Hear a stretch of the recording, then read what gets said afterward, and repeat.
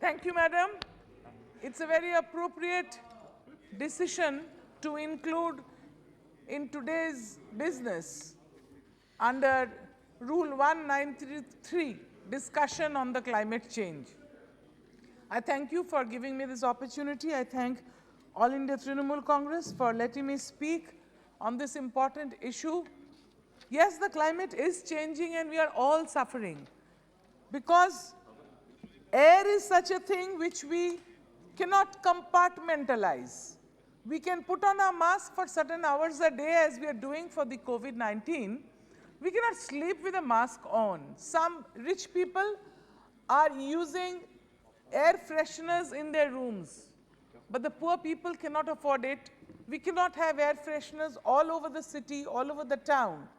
Now we know that the air from another state is coming towards Delhi and the air quality index is falling every day. Sometimes it is even more than 400 or 500, which makes it very difficult for patients suffering from asthma or young children to breathe. Now the experts say that this is due to the stubble burning. The air is coming towards the east. But even they have their problems, the farmers there, so the government should stand by their side as far as the stubble burning is concerned, because they have done it for ages.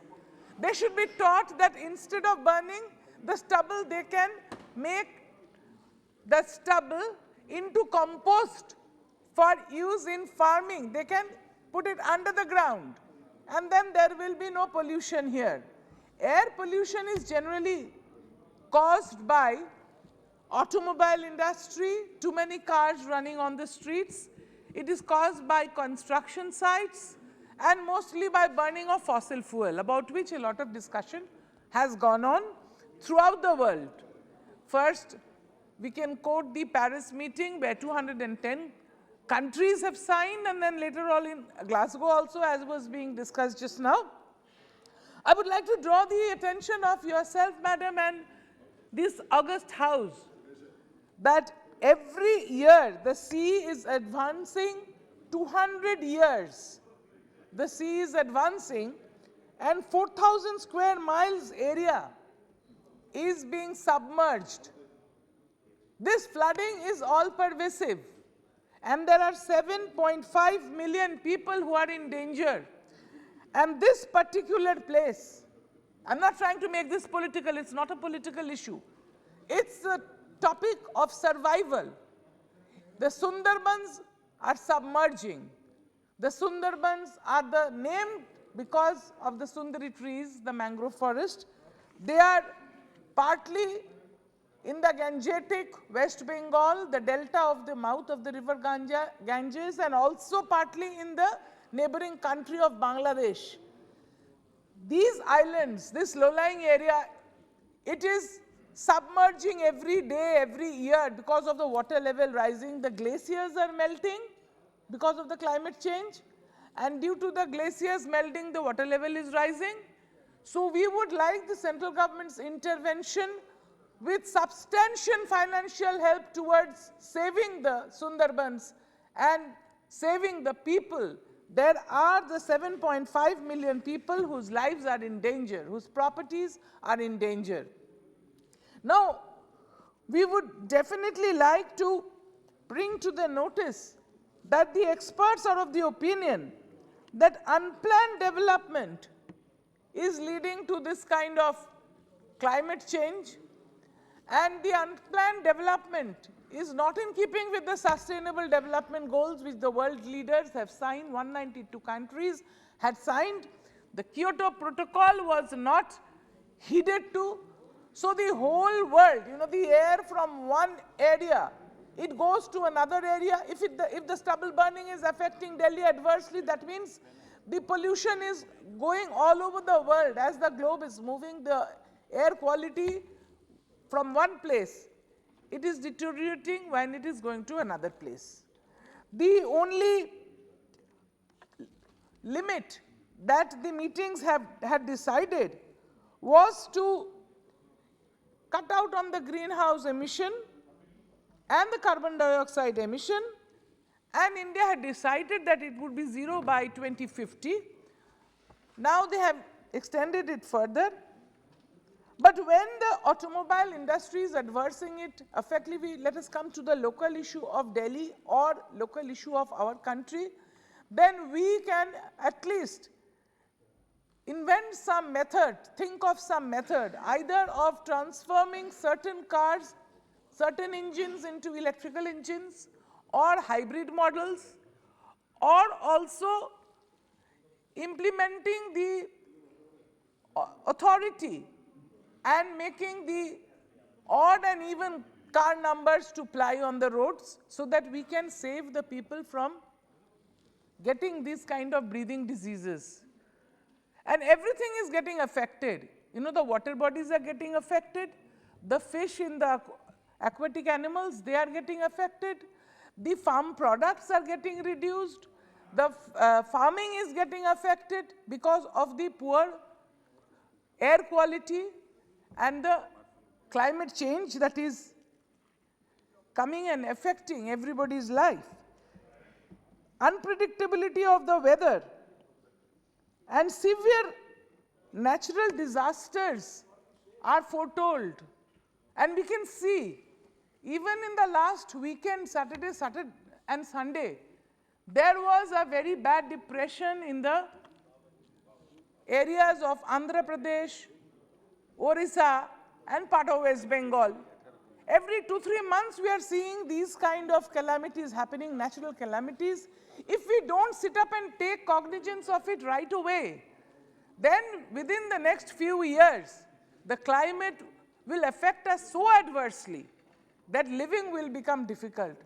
So instead of doing politics or instead of doing tutu meme about this, we should all stand together and fight this menace of climate change so that we can live a livable world for our posterity.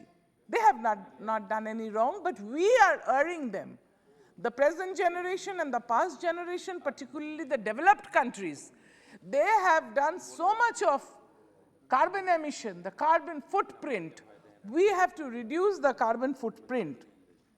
Now, what was decided after the meetings held in different countries like the Kyoto, the Paris, and Glasgow, that we have to shift towards renewable energy. And it is definitely a proud moment that India is 4th as far as renewable energy production is concerned. But there are countries who have done better. Denmark is 100% renewable energy. And also Germany is doing very well as far as renewable energy production is concerned. So we have to phase out or stop totally fossil fuel and go towards renewable energy production. In the United Nations Emission Gap Report 2019, renewable energy has not completely replaced fossil fuel yet. Fossil fuel burning causes disaster to the air quality. So the current national energy plans, they are inadequate. And not only that, you know, we don't stand by the companies, maybe the private companies or also the public sector undertakings who are trying to produce renewable energy through solar panels. Because solar panel is a new subject, comparatively new. There is a lot of scope for employment generation and mitigation of the climate change. 80% of the raw material for solar energy production is dependent on China.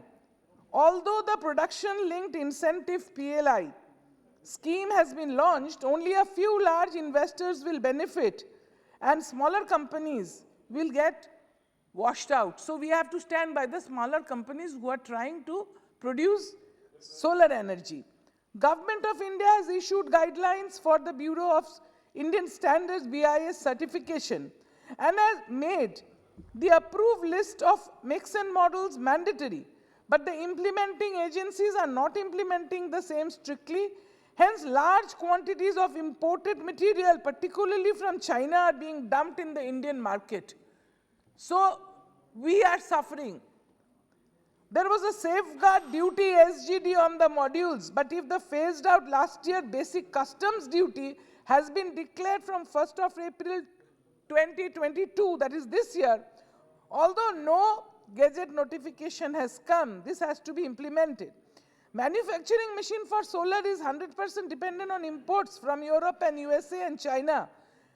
But without India's capacity of machine manufacturing, we will be lagging behind in solar global competition where India should catch up and we should be able to provide this. In 2018, renewable energy supplied was only 26% of the total electricity of the country. We should catch this up. Renewable energy is investment intensive but low on running cost, and it produces a lot of employment, scope of employment. But we require transmission infrastructure and grid operating procedures. However, global fossil fuel subsidy also must be phased out, and that is most imperative that we do it. Government of India plans to establish renewable energy capacity of 500 gigawatt by 2030. And I think the installed capacity as on 2020 was 87.26 gigawatt only. But it is like I said, India is fourth in production of renewable energy. So we should be giving more, we should be more concerned about this. The MP-led fund can be used for installation of renewable energy, that is solar panel, in the rural areas, particularly on health centers, rural health center, to get uninterrupted electricity supply by the solar energy panels. We can do it. Government can, make compulsory building of green buildings, smart grid implementation, and also clear energy corridor for trading in renewable energy. Thank you, Madam.